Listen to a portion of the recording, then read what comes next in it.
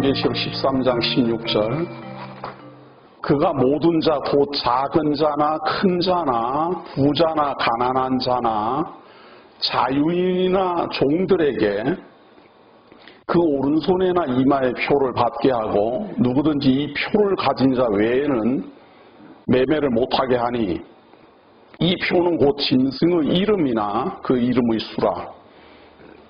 지혜가 여기 있으니 총명한 자는 그 짐승의 수를 세어보라.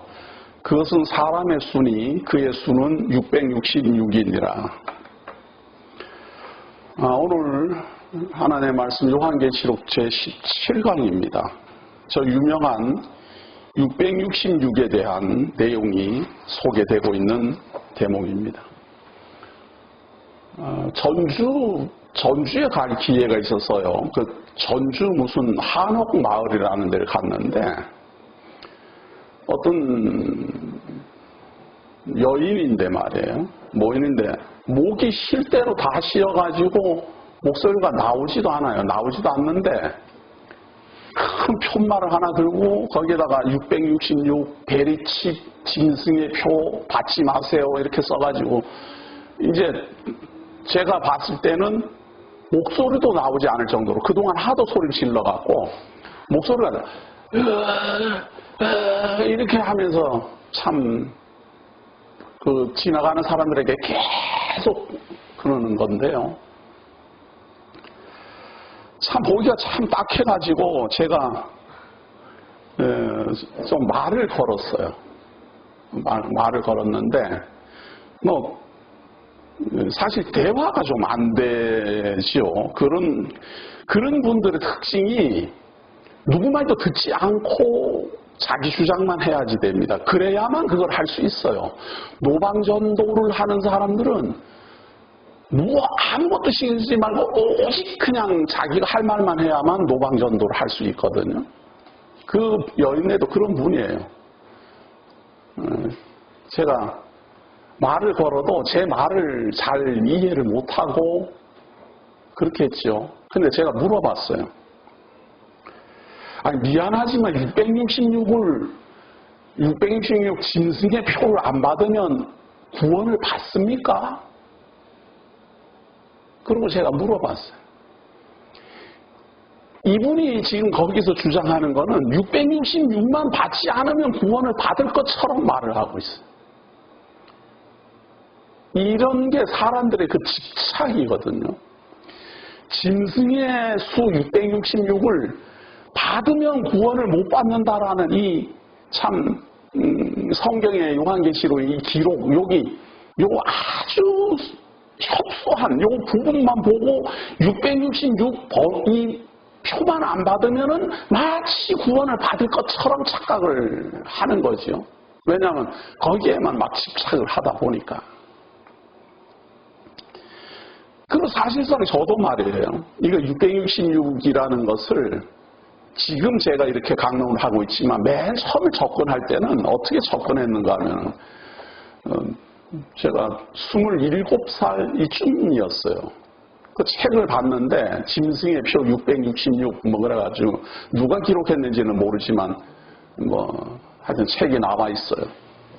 거기에 그 소개되고 있는 게 컴퓨터로 무엇을 치면은 은행에 가서 이렇게 거래를 할 때 말이에요. 은행이 이 전표에 이런 어떤 표시가 있다 그래요.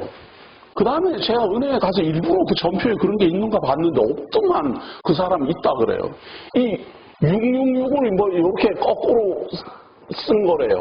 이런 표시가 있대요. 이게 컴퓨터에 입력된 암호라 그래요. 그래가지고 은행에 제가 일부러 가서 살펴봤는데 그런 거 없더만. 없던데 아마 그 사람은 사진까지 찍어가지고 막 보여주더라고요. 그래서 저는 그 666이라는 이 표가 지금 이게 컴퓨터에 삽입이 돼 있고 그리고 뭐 또 그 내용에 보니까 무슨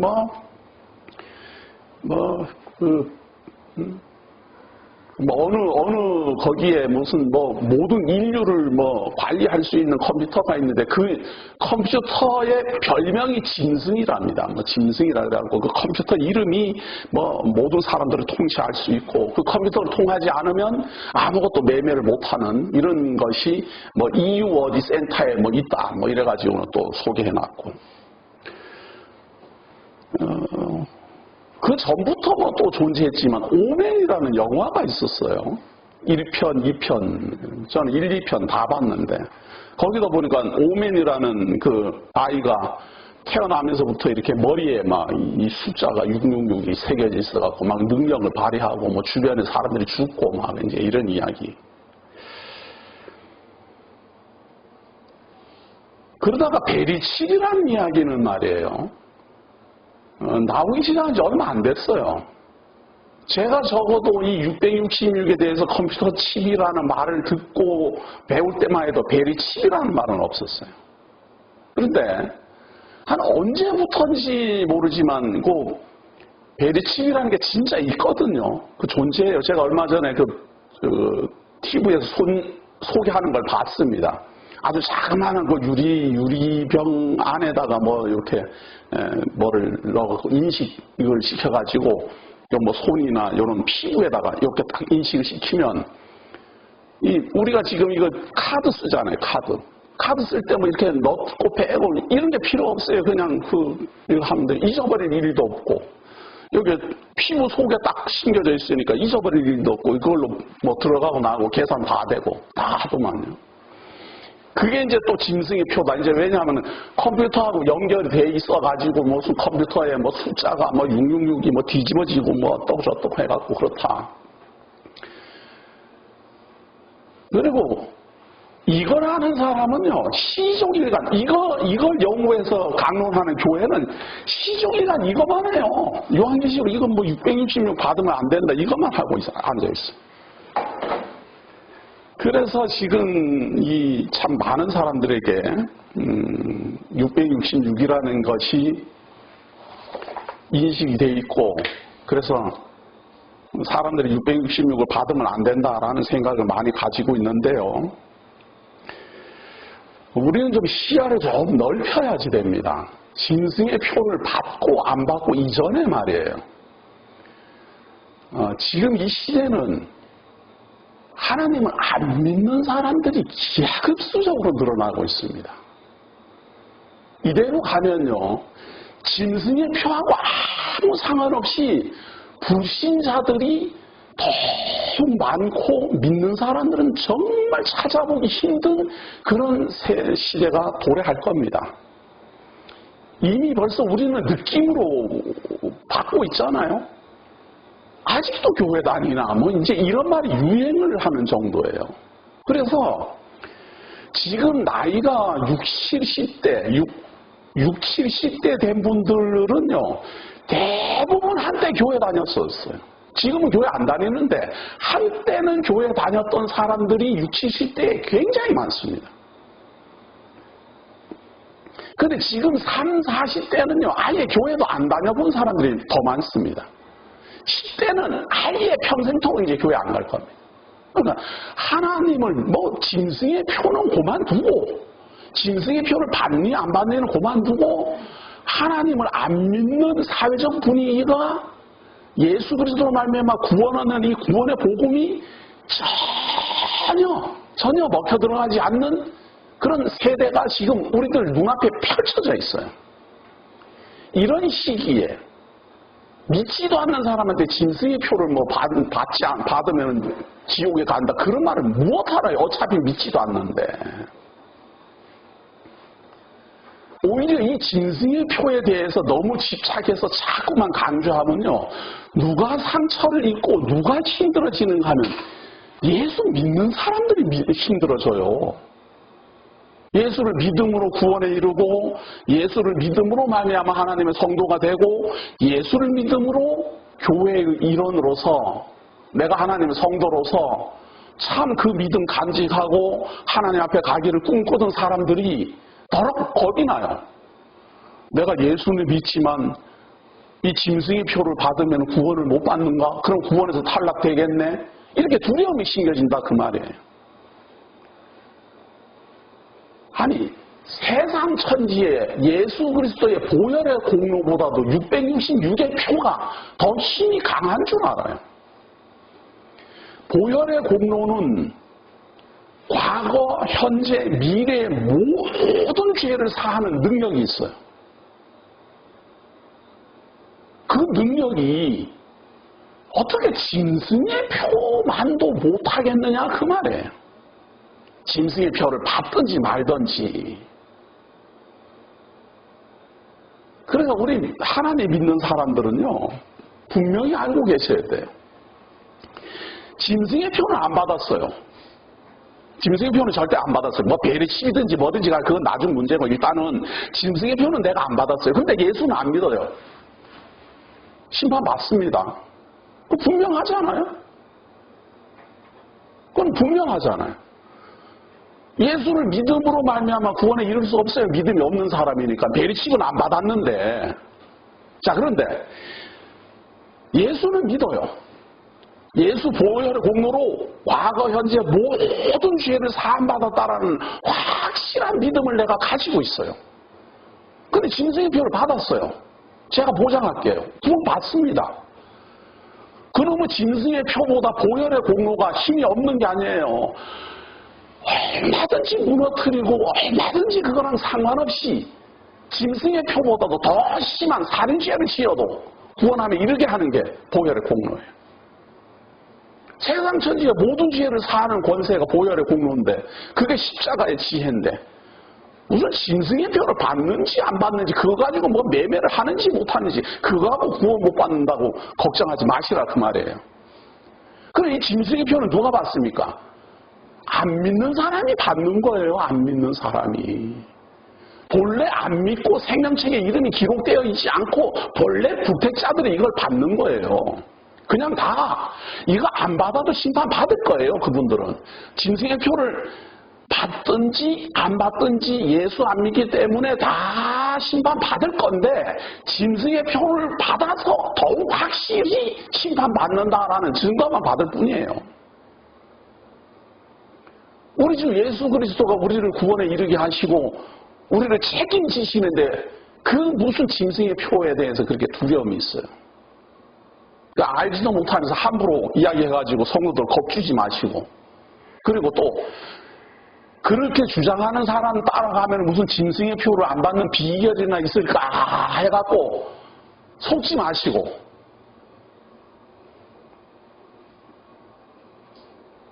왜 그런데 흔들리는 줄 아세요? 내가 믿는 예수 그리스도의 공로가 그렇게 크다고 여기지를 않아서 그러는 겁니다.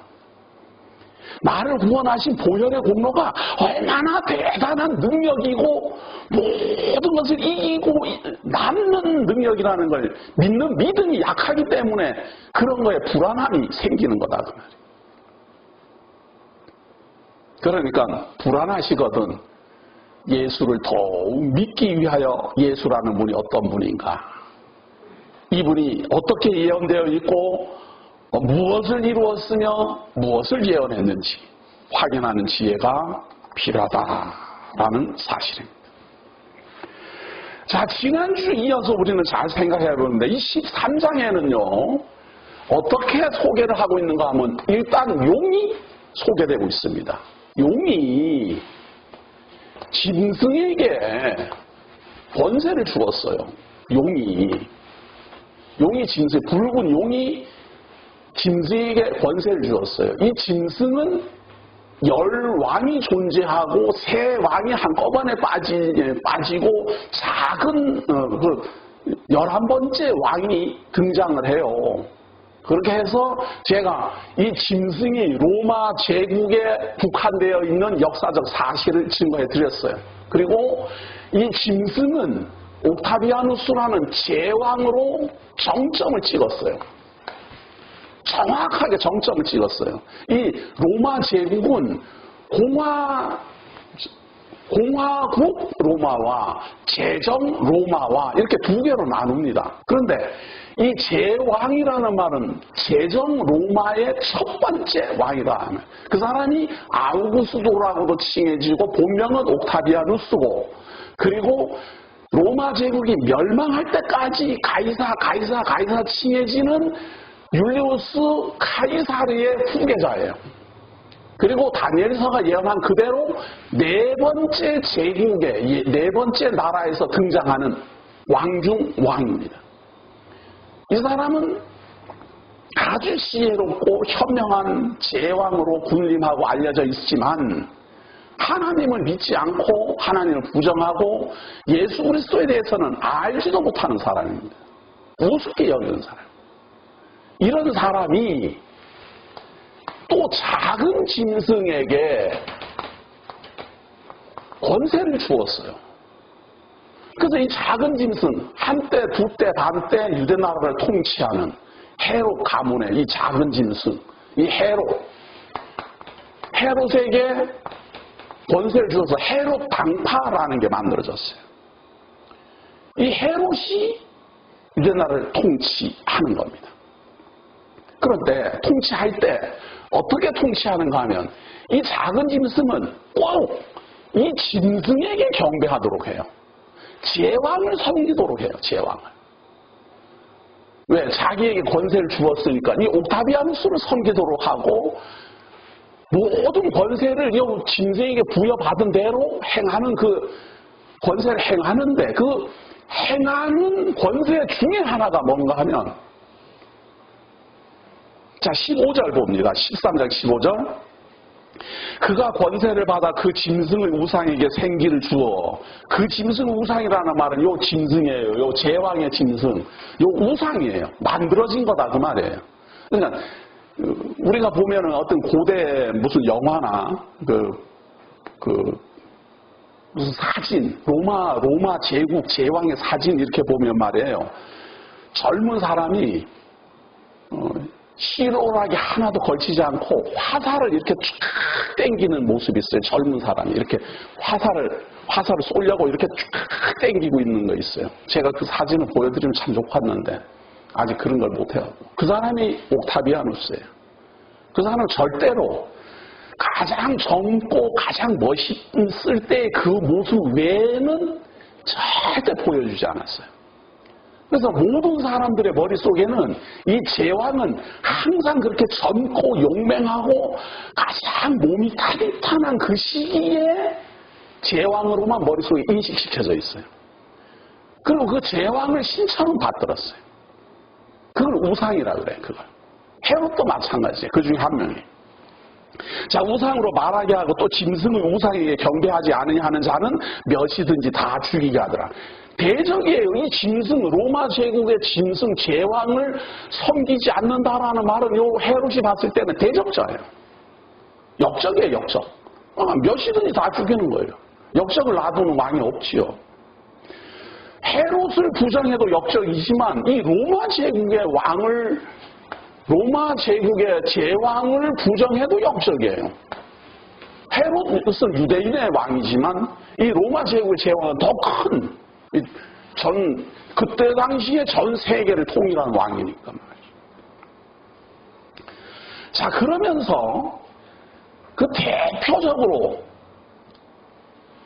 역적과 역적이 아닌 사람 충신을 구분하는 방법이 무엇인가 하면 표를 주는 거예요, 표를. 그런데 표를 줄 때 아무리나 그냥 주는 게 아니라 자격이 있어야지 표를 줄 것 아니에요. 자격이 있어야. 자격이 있어야 허가증을 내줄 것 아니에요, 자격이.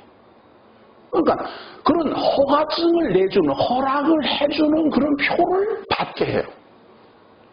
어디에다 받게 하는가? 16절을 보세요.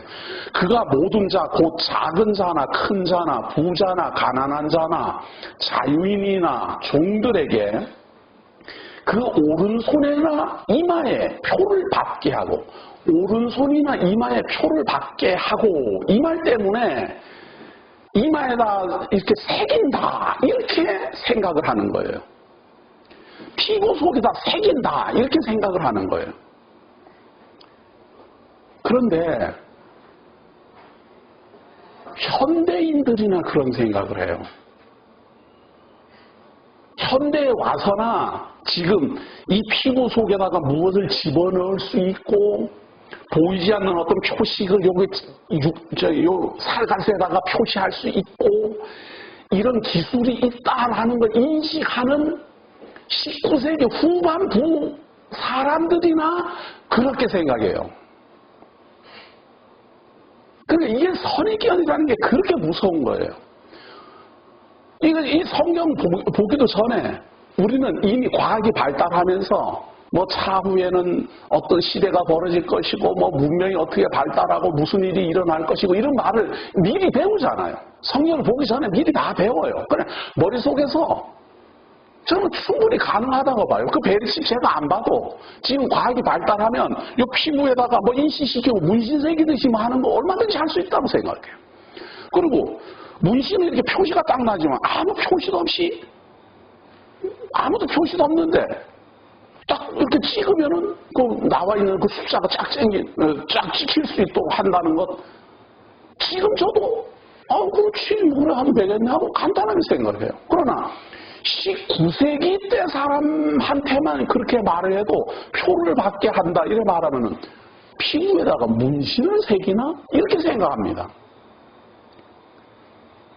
과학이 발달하기 전에 다 그렇게 생각하지 보이지도 않는 뭐 숫자를 뭐 여기에다가 뭐 감춰놓고 뭐 이렇게 하는 게 아니고 보이는 거 보이는 표를 이마나 손바닥에다가 새긴다 이렇게 생각한다 그 말이에요. 19세기 사람만 해도 이게 무슨 말인가 하면 말이에요. 옛날엔 죄인들 그 중죄인한테는 말이에요. 형벌이 저런 게 있었어요. 이마나 얼굴에다가 죄 이렇게 한문으로 문신을 새겨줬어요. 그래서 어느 지역에 가도 천대받도록 그게 표예요. 표. 이 사람이 지금 이런 중죄인으로 형벌받은 사람이다 역적이다 이런 머리에다가 이마를 이게 강제로 막 새겨버렸어요. 아니 종이에나 이렇게 이런 데다가 기록을 해서 주면 될 텐데 왜 그럴까? 아니 이거는 잊어버리잖아요. 잊어버리고 자기가 찢어버리면 그만이고 뭐 그러니까. 그러니까 문서나 이런 걸로 표시를 내서 주면 좋겠는데 그거는 불편해요.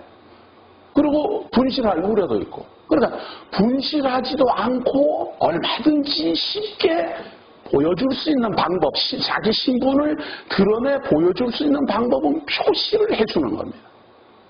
그 표시를 오른손이나 이마에다 하면 얼마든지 보기가 쉽잖아요. 명찰을 달게 하고 말이에요.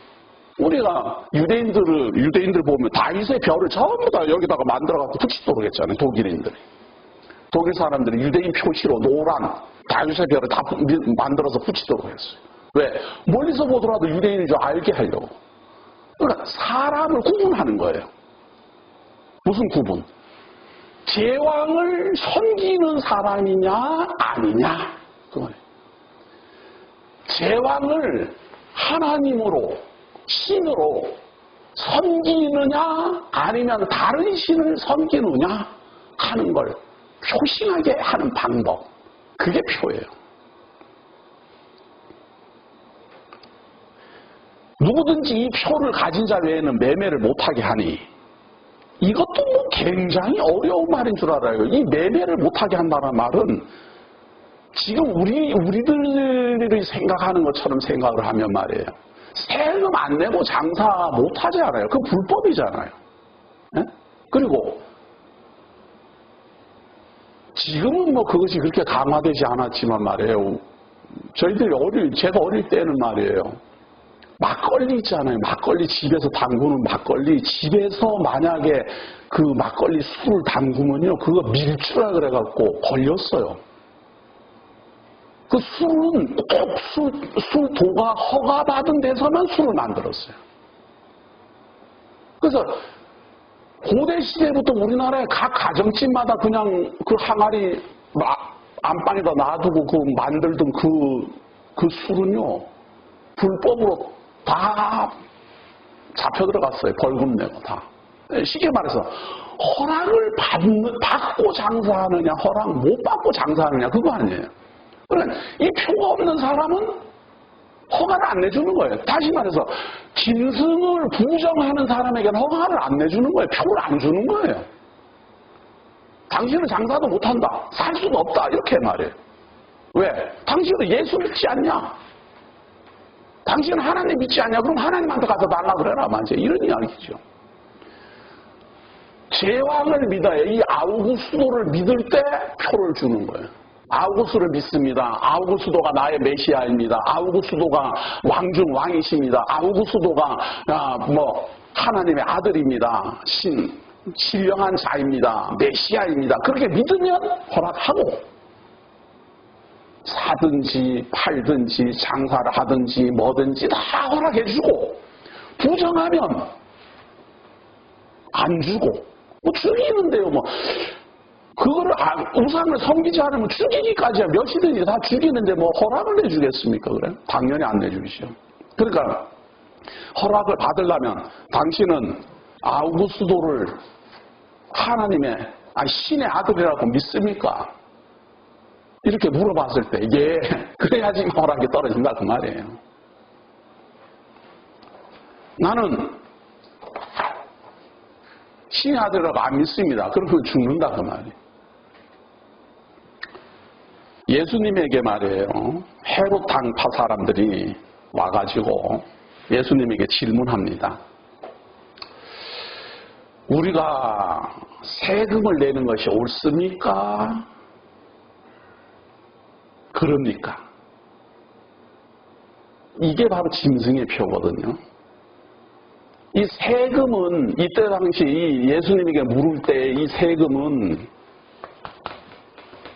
이 세금은 로마 황제에게 내는 거거든요.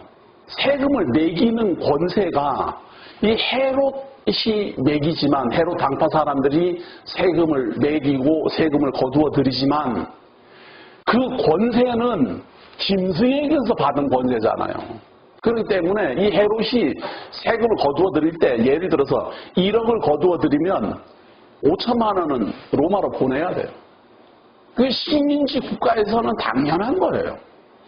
식민지를 섬기고 착취를 하는 방법이 그건데요. 그 나라에서 세금 거두어가지고 다 보내라. 우리 일본에 우리도 식민지 시대에 공출이니 뭐니 해갖고 쌀 농사 지으면 거기서 공출이라 그래갖고 다 걷어가고 깻묵 나누어주고 이렇게 했다 그래요. 저는 경험은 없지만 말만 들었어요. 쌀은 다 가져가고 대신 먹으라고 깻묵 그 기름 짜고 남은 거 말이에요. 깻묵 나눠주고 그거 먹고 그랬다. 그런데 이 세금을 그때 당시에 거두어서 로마로 갔다가 바치니까 헤롯 당파는 세금을 걷기 위해서 애를 썼고 이거를 내면 안 된다라고 주장하는 사람들이 있었어요. 그들을 열혈당파라고 칭했어요. 지금 우리로 말하면 독립군 비슷한 사람들. 이 헤롯 당파하고 이 헤롯 당하고 열혈당파는 원수지간이에요. 열혈당파는 헤롯 당파 집에 쳐들어가고는 암살하고 이렇게 했고 테러했고요. 헤롯 당파 사람들은 열혈당파가 어디 있기만 하면 잡아들였어요. 왜? 이 사람들은 세금만 내면 누가 세금을 많이 내면 예를 들어서 로마에 충성하기 위해서 누가 세금 많이 냈다. 그 집에 밤에 몰래 쳐들어가고 세금 돈 그렇게 많냐?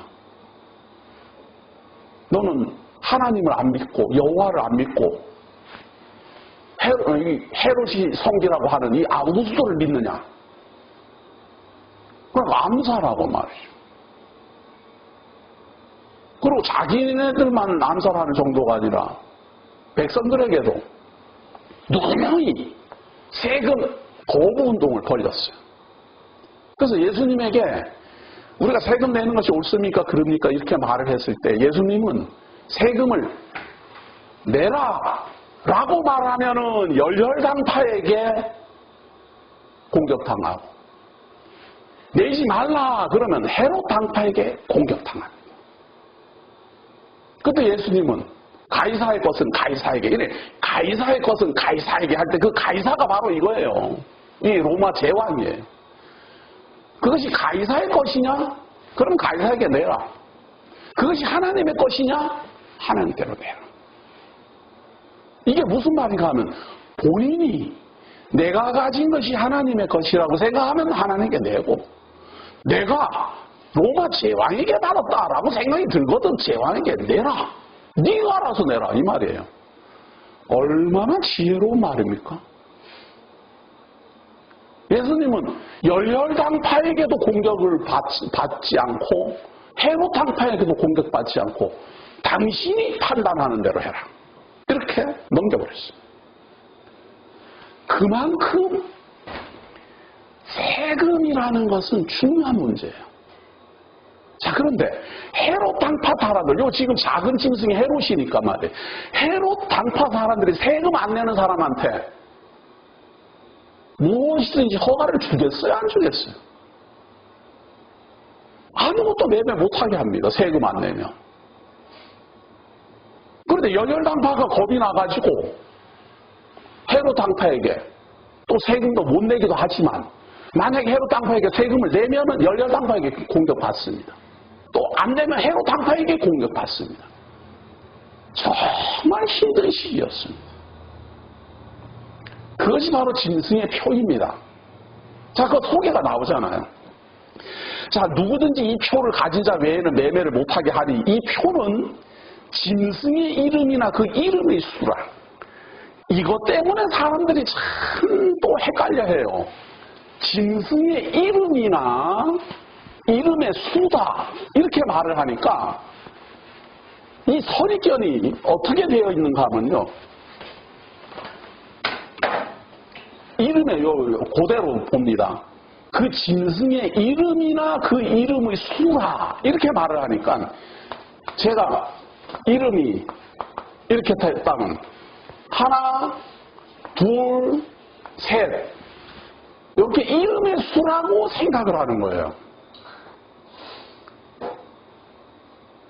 아니 우리말로 말하면 명단이 그 명단에 기록되어 있는 이름의 명단이 몇입니까? 이 말인데 아니 세상 천지에 요걸 제 이름을 하나를 가지고 이렇게 나눠가지고 뭐 그래가지고 뭔 교황의 이름을 알파벳으로 보면은 뭐가 되고 뭐 별의별 말이 그래서 만들어지는 거예요. 이름을 나눠가지고 뭐 이렇게 봤더니 뭐 660 되더라나 어쩐더라나. 그렇게 어려운 말이 아니에요, 여기가. 그냥 그대로 우리들이 그냥 세상을 살아가면서 이렇게 주고받는 말대로 그대로 이렇게 읽으면 돼요. 간단해요. 이 표는 그 짐승의 이름, 그 짐승의 이름이니까 이렇게 이름이 기록되어 있던지 아니면 강세창이라는 이름만 있는 게 아니라 우리 조장로님의 이름도 있고 우리 신집사님의 이름도 있고 이렇게 하면 이름의 수나 이 말 아니에요. 허락을 표를 내줄 수 있는 이름의 수. 허가 내주고 표를 줄 수 있고 매매를 하게 할 수 있는 혹은 매매를 못하게 하고 죽게 하고 사형을 언도하게 하는 그런 짐승의 이름이나 그 이름의 수. 하나를 칭할 때는 이름이고 그런 권세를 가진 사람이 많을 때는 여러 명의 이름이고 뭐 그런 거 아니에요? 조금 더 봅니다. 지혜가 여기 있으니 총명한 자는 그 짐승의 수를 세어보라. 이 짐승의 수. 자, 이 짐승의 수. 이래 말하니까 말이에요. 뭐를 생각을 하는가 하면 누가 그렇다라고 아무도 말을 한 적이 없는데 선입견에 우리가 그렇게 돼 있어요. 그 짐승의 수 이래 말하니까 그 짐승이 사용하는 수라는 선입견이 생겨버린 거예요. 조금 더 보세요. 그 짐승의 수를 세어보라. 그것은 사람의 수니 그의 수는 666이니라. 아니 아무 생각 없이 그냥 한번 읽어보세요. 짐승의 수가 몇 마리인가 수를 세어보라. 그것은 그 짐승이 곧 사람이다 이 말이에요. 짐승의 수인데 그 짐승이 곧 사람이라 그 말에 진짜 그 소나 돼지가 아니고 지금까지 짐승이 말이에요. 짐승은 용에게 권세를 받았고 그 짐승은 로마 황제이고 그 황제에게 헤롯이라는 작은 짐승이 허락을 받아서 권세를 행한다. 그러니까 사실은 짐승이라고 칭해져 왔지만 그 짐승은 사람이란 말이에요. 사람. 그 사람의 수가 666이라 이 말이에요. 이렇게 큰 짐승, 용에게 권세를 받은 로마 황제에게 그렇게 짐승의 표를 줄 수 있고 안 줄 수 있는 권세를 가진 짐승의 수가 곧 사람의 수니 그 사람의 수는 666명이라는데 근데 사람들이 사용하는 아라비아 숫자 666이다 이렇게 생각을 한다니까요. 이런 답답할 때가 다 있어요. 그래. 양들의 수를 세어봐라. 개들의 수를 세어봐라. 그러면 개가 무슨 숫자를 쓰나 그걸 생각하는 사람이 어디가 있어요? 사람의 수를 세어봐라. 사람이 사용하는 아라비아 숫자를 왜 생각을 해? 제가 그래서 이 아라비아 숫자는 언제쯤부터 우리들이 사용했나 봤어요. 이 아라비아에서 사용하던 숫자가 지금은 우리가 세계가 막 그냥 공통적으로 사용하고 있잖아요. 적어도 로마 시대에는 이 아라비아 숫자가 그렇게 널리 알려져 있지 않았어요. 근데 어디서 느닷없이 짐승의 수는 사람의 수다. 이 말은 이 짐승이라는 말은 곧 사람이다. 이 말 아니에요. 그러니까 짐승의 수나 사람의 수가 다 합쳐보면 666이다. 그들이 누굽니까? 큰 짐승이 옥타비아누스가 아우구스도가 헤롯에게 권세를 주었잖아요. 그런데 이 황제가 헤롯에게만 줬겠습니까? 이 황제에게 권세를 받은 사람이 각 지역, 각 나라, 각 민족으로 온 사방에 흩어져 있었어요. 어떤 사람이 그때 당시에 총독의 수를 제가 궁금해해서 좀 알아봐 달라고 그랬더니 누가 확인했다 그래갖고 쭉 하고 확인했더니 제 말도 또 이해 못하고 또 추천했더구만요. 솔직히 그렇게 어거지로 확인할 것 같으면 제가 벌써 확인했죠. 전 솔직히 말해서 아직도 그때 당시에 이 로마 제국의 옥타비아누스가 통치를 할 때 총독의 수가 666인가 아니면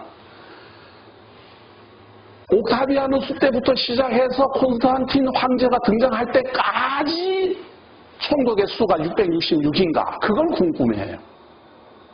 그런데 제가 역사학자도 아니다 보니 그리고 저는 이렇게 공개적으로 컴퓨터나 이런 거를 뒤져서 확인하는 이런 사람이 되다 보니 이렇게 치밀한 거는 제가 확인할 수가 없어요. 그래서 확증은 못 해드리지만 또 확증할 필요도 없어요. 성경이 짐승의 수는 곧 사람의 수다. 그 사람의 수는 666이라 그러면은 권세를 그런 권세 짐승의 표를 줄 수도 있고 매매를 하게 할 수도 있고 세금을 걷어들일 수도 있고 안 줄 수도 있고 그런 권세를 받은 사람이 666명이나 있구나 이렇게 생각하면 쉬울 텐데 뭐 한다고 갑자기 무슨 666이 거꾸로 돼갖고 삼각형이 어떻고 무슨 컴퓨터에 숫자가 어떻고 저떻고 그런 생각을 왜 하는지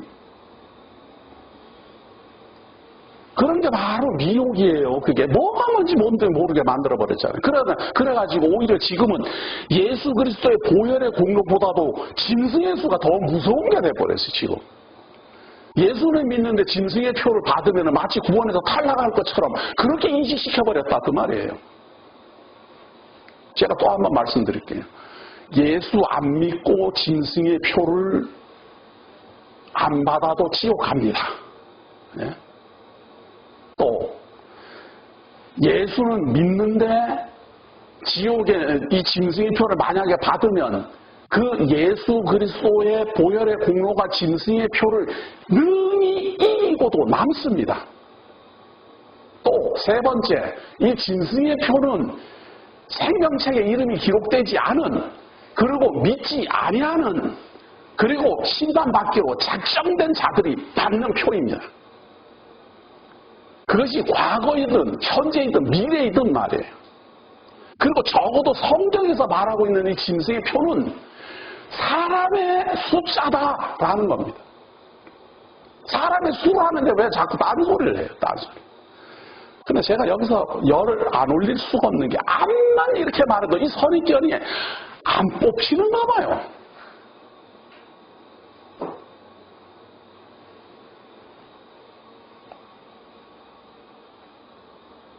그러니까 여기다가 좀 써줘야 돼요. 지혜가 여기 있으니 총명한 자는 그 개들의 수를 세어보라. 그것은 개들의 수니 그의 수는 660이라. 그럼 이해가 되겠죠? 네? 개라 그러니까 좀 이상하네. 돼지라고 해봅시다. 지혜가 여기 있으니 총명한 자는 그 돼지의 수를 세어보라. 그것은 돼지의 수니 그의 수는 666이니라. 한글 글 읽기가 그렇게 어려워요.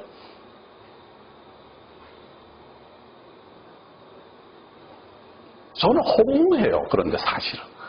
이렇게 아무것도 아닌 거에 사람들이 수도 없이 몰려다니는 거를,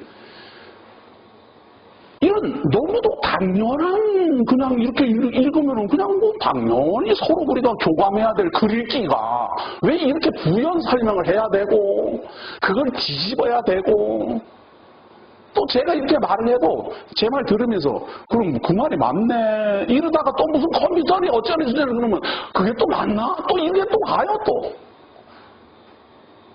그래서 허무해요. 그래서 성경대로만 그냥 보세요. 성경대로 용이 큰 짐승에게 권세를 주었어요. 그 큰 짐승은 열왕이 존재하는 나라의 짐승이에요. 사람이지만 짐승이라고 칭한다 그 말이에요. 그 짐승이 작은 짐승 헤롯에게 권세를 주어서 한때 두때 반때 동안 유다를 통치하도록 만들었어요. 그는 큰 짐승에게 권세를 받아갖고 매매를 하기도 하고 못하기도 하고 세금을 걷기도 하고 나눠주기도 하는 일들을 했어요.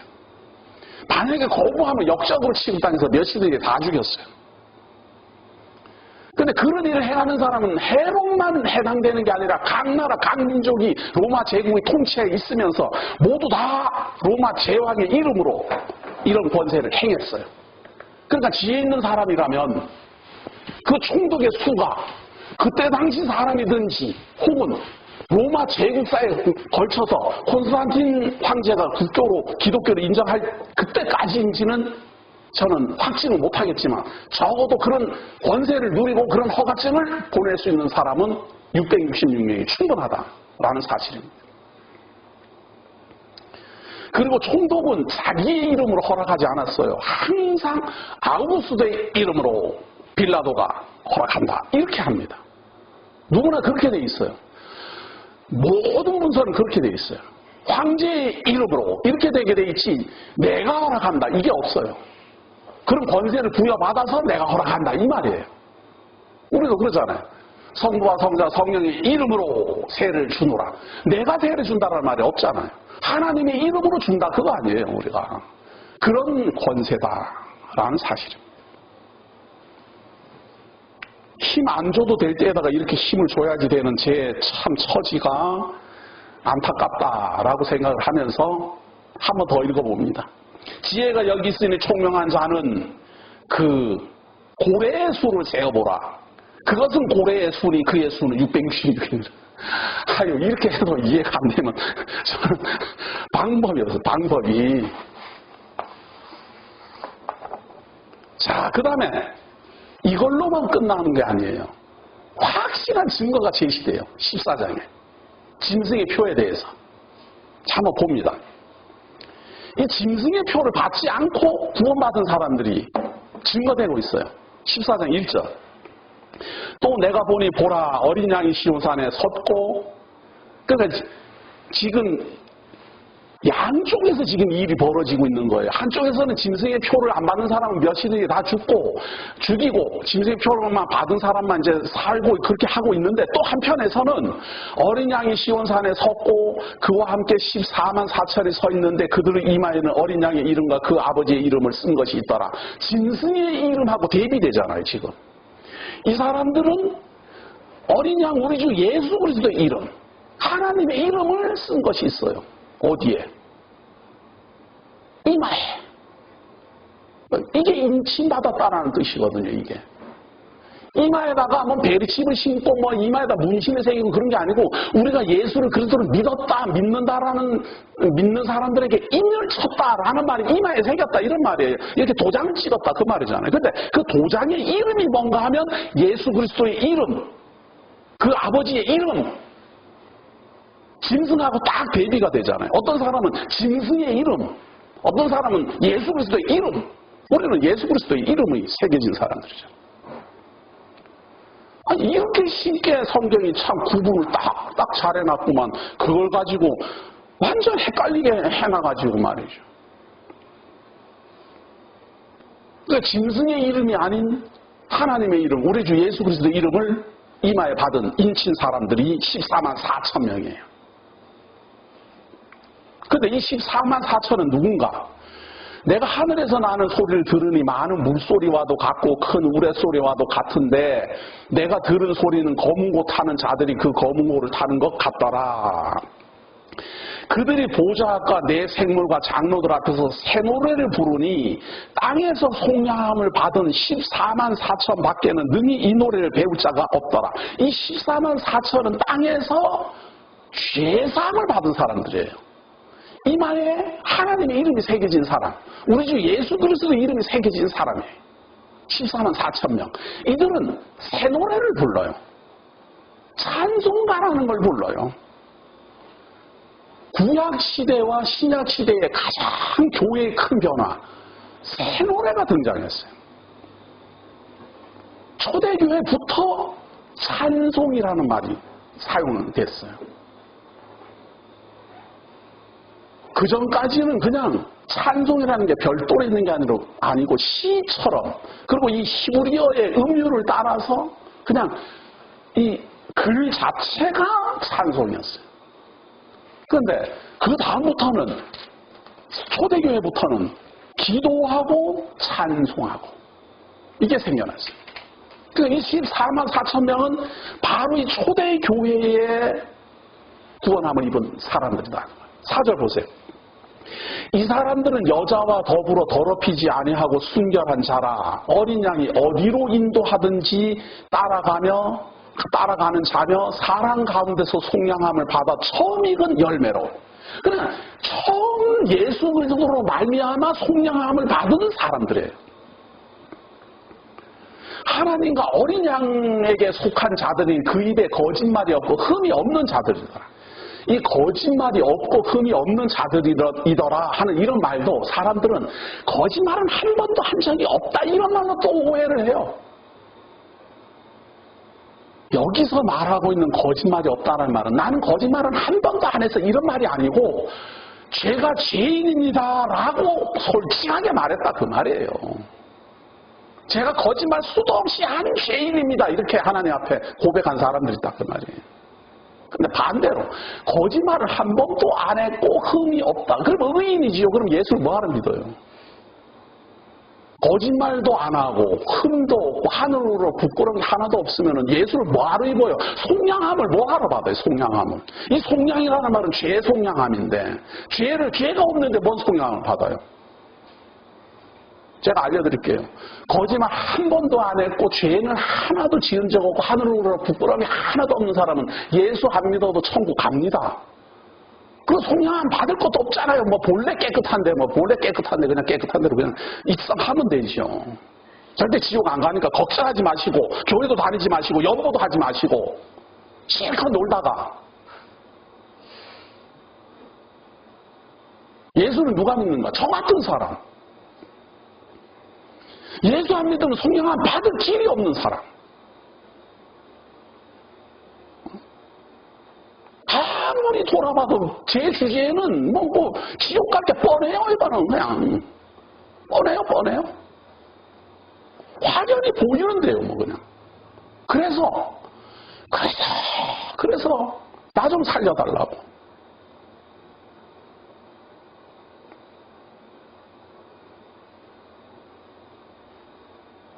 그래서 속량함을 입어서 흠이 없는 거예요. 속량함을 입어서. 사실은 속은 썩었는데 세마포를 입어서 흠이 없어요. 흠이 없는 것처럼 보여요.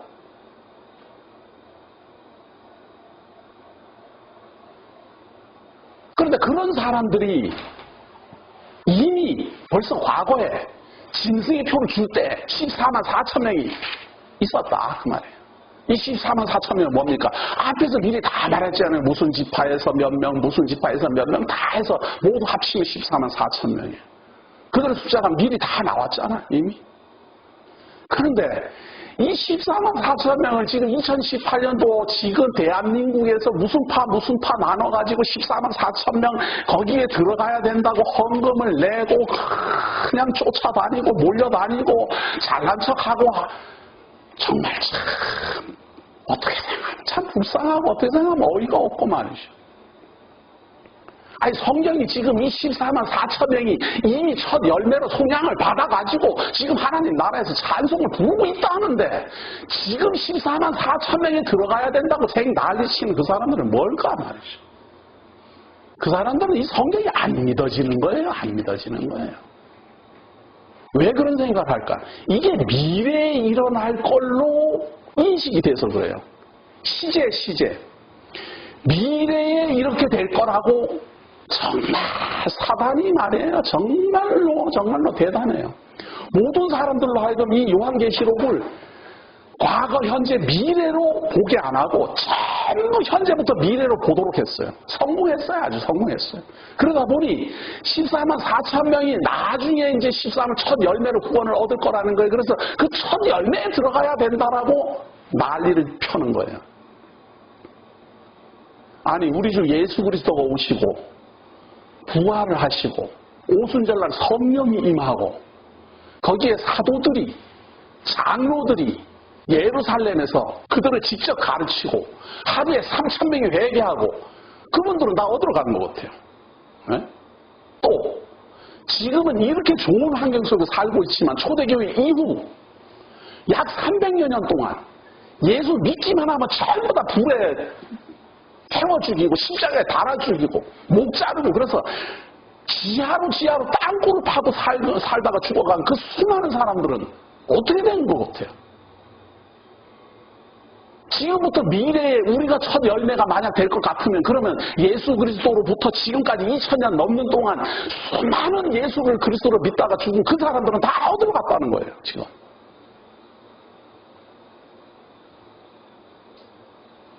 사람들은 말이에요. 뭔 착각을 하는가 하면 이 성경을 보면 이 성경이 나한테만 말하는 건 줄 알아요. 뭔 착각을 하고 그렇게 있어요. 하나님의 백성이 어떻게 나만 있겠어요. 그래. 여기 첫 열매만 14만 4천 명이라는 첫 열매. 그것도 예수로 말미암은 첫 열매예요. 그러니까 예수 오기 전에도 있었고 이 첫 열매 이후에도 있어요. 이스라엘 사람들에게는. 그런데 처음에 짐승의 표를 받지 않고 오히려 예수 그리스도의 이름을 받은 사람들, 하나님의 이름을 받은 사람들 14만 4천 명이 구원을 받고 새 노래를 부르더라.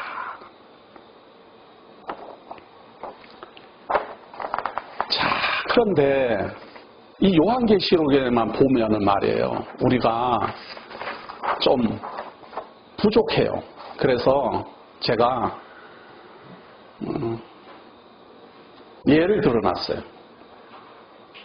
먼저 하나씩 봅니다. 누가복음 14장 6절 한번 봅니다. 14장 6절. 14장 6절 보세요. 요한계시록이에요. 요한계시록 14장 6절. 또 보니 다른 천사가 공중에 날아가는데 땅에 거주하는 자들 곧 모든 백성과 종족과 방언과 백성에게 전할 영원한 복음을 가졌더라. 이게 지금 무슨 말인가 하면 첫 열매로 14만 4천이 구원을 받았고 그 다음에 이방 지역으로 복음이 전파되더라. 그거 아니에요. 이렇게 딱 구분이 되잖아요.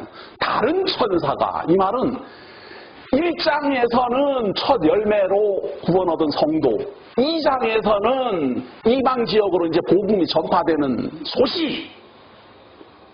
자, 보세요. 곧 모든 민족과 종족과 방언과 백성에게 전할 영원한 복음을 가졌더라. 그 복음의 내용이 뭔가? 그가 큰 음성으로 이르되 하나님을 두려워하며 그에게 영광을 돌리라. 이는 그의 심판의 시간이 이르렀음이니 하늘과 땅과 바다와 물들의 근원을 만드신 이를 경배하라 하더라. 사람의 본분이 무엇입니까? 하나님을 경외하며 있습니다. 라는 소식을 모든 이방인들에게도 다 전한다 그 말이에요. 그럼 첫 열매는 어디입니까? 유대인들에게 속한 것이요. 이스라엘 사람들이 첫 열매 14만 4천 명이고 그 다음에 흰 무리가 따르잖아요. 흰 무리가 헤아릴 수 없는 곧 모든 아주 거기를 읽어봐야죠. 거기 읽어봐야지 또 실감이 나죠. 제가 이렇게만 말을 하면 안 돼요.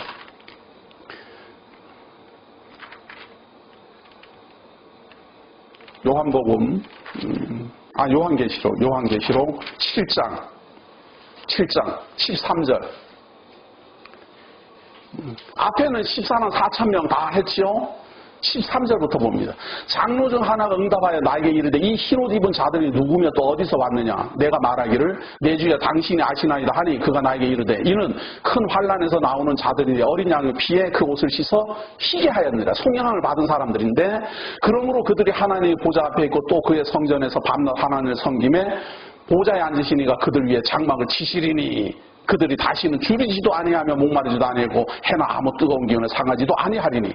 구원 얻은 사람들, 앞에는 유대인들, 그 다음에 흰옷 입은 무리들.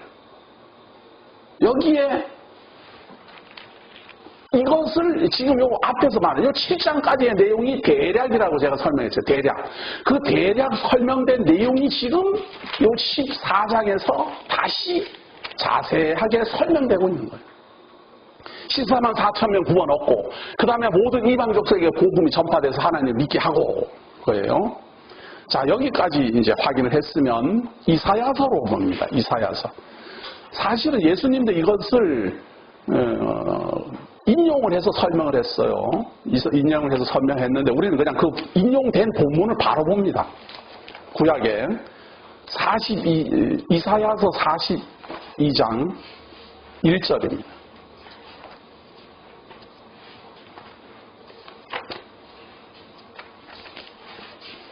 이사야서 42장 1절.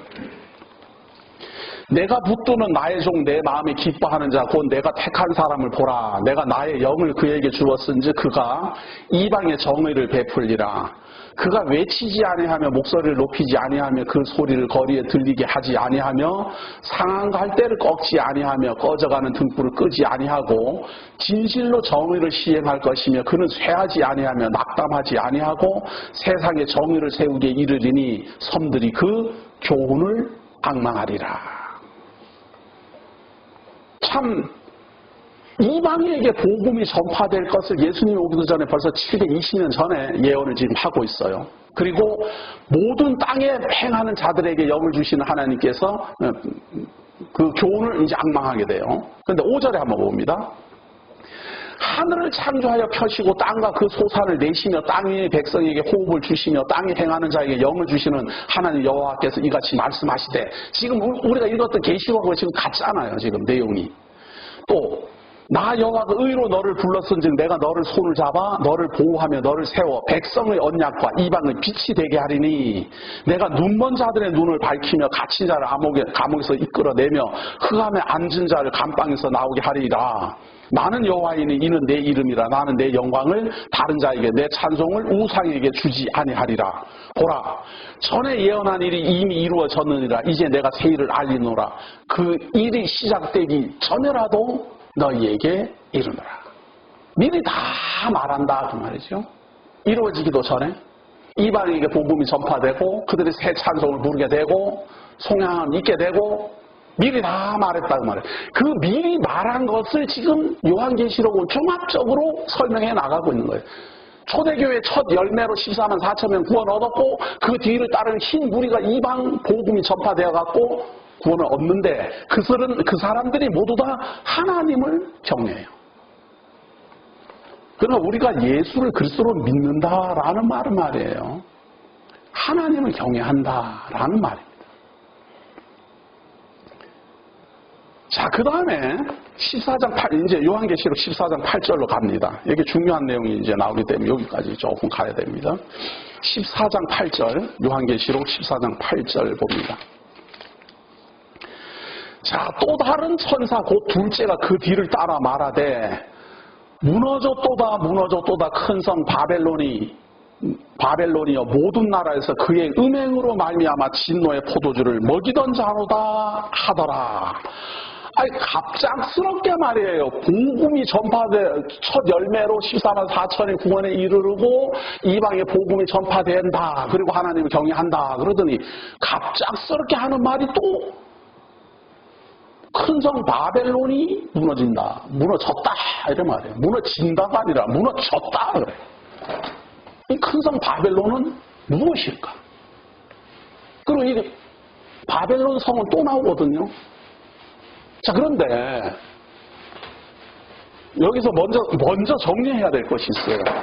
이 바벨이라는 말은 우리가 잘 알듯이 요 바벨이라는 말은 뭐 혼잡하다, 뭐 어지럽다, 막 이런 의미예요. 의미인데 이 바벨이라는 말은 가장 먼저 성경에 노아 홍수 바로 이후에 사람들이 홍수가 또 날까봐 두려워가지고 탑을 쌓았어요. 탑을 쌓을 때 그 백성들이 탑을 쌓는 백성들이 우리가 바벨 탑을 쌓자 이렇게 말하고 쌓은 것이 아니고 그냥 이름도 없이 탑을 쌓았어요. 그런데 하나님이 그들의 언어를 혼잡하게 하고 그래서 서로 말이 통하지 않게 만들어서 그 탑을 쌓던 공사가 중지되도록 만드는 거예요. 그래서 사람들은 흩어졌어요.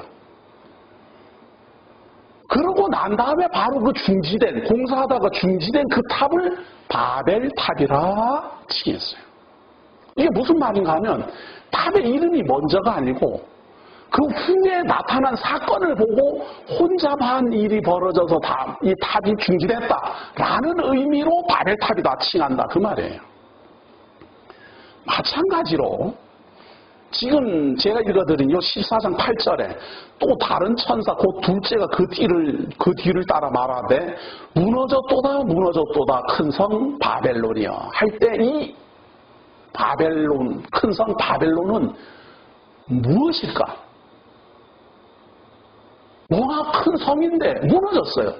근데 그 무너진 성을 바벨론이라고 해요. 이 바벨론 제국을 의미하는 게 이때 당시에 바벨론 제국은 존재하지도 않았어요. 로마 제국 시대니까. 아예 존재하지도 않았어요. 그러니까 어떤 성이 무너졌다라는 말일까? 이것이 해결이 안 되기 때문에 사람들은 요한계시록 강의를 피하는 겁니다. 그리고 어려워하는 겁니다. 이것만 그러는 게 아니라 요한계시록의 논법이 이런 데서 힘이 들어요.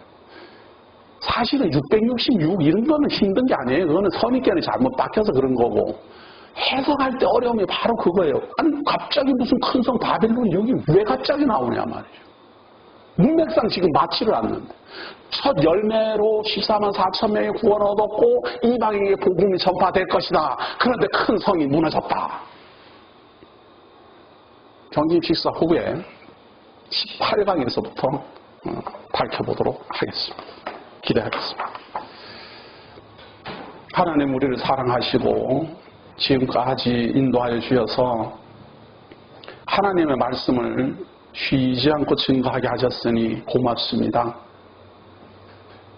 하나님 우리가 이 세상에 참 미약한 존재로 태어나 사실은 하나님을 알지도 못했고 믿을 수 있는 그런 소양도 없는 부족한 사람들이지만 하나님이 남겨주시고 선지자와 사도들로 말미암아 증거하시는 이 하나님의 말씀을 상고하고 연구하고 또 배우고 증거하면서 날마다 믿음이 성장하고 확신이 더욱 커져가며 이것을 전파하고자 하는 사명감이 불타오릅니다.